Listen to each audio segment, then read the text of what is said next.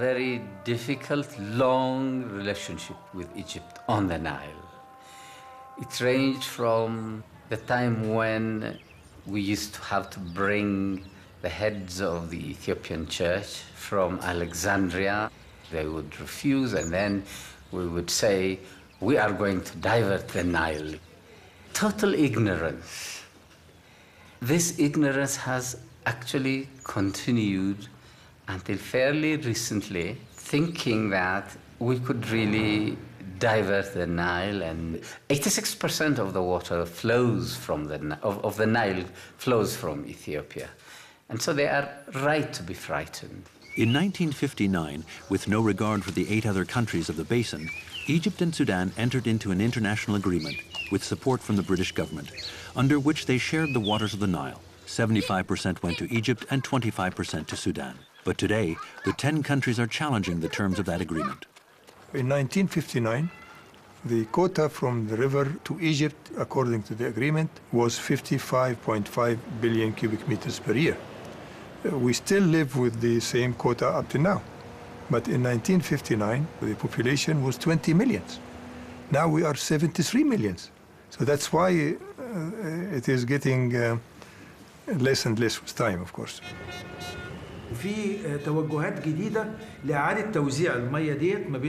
Today, certain approaches or ideas as to the distribution of the waters of the Nile would result in a reduction in Egypt's share.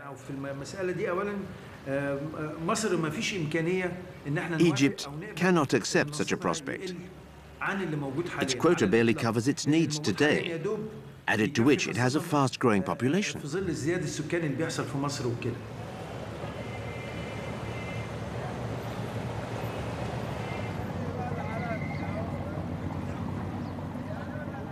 That agreement stipulated if any of the other Nile Basin countries, the other core riparian states, may claim or demand any share of the waters of the Nile, then Sudan and Egypt will study that claim and decide upon it. If they decide that they are going to allocate any amount of water to any of the countries, then that amount will be deducted from the shares of both Sudan and Egypt.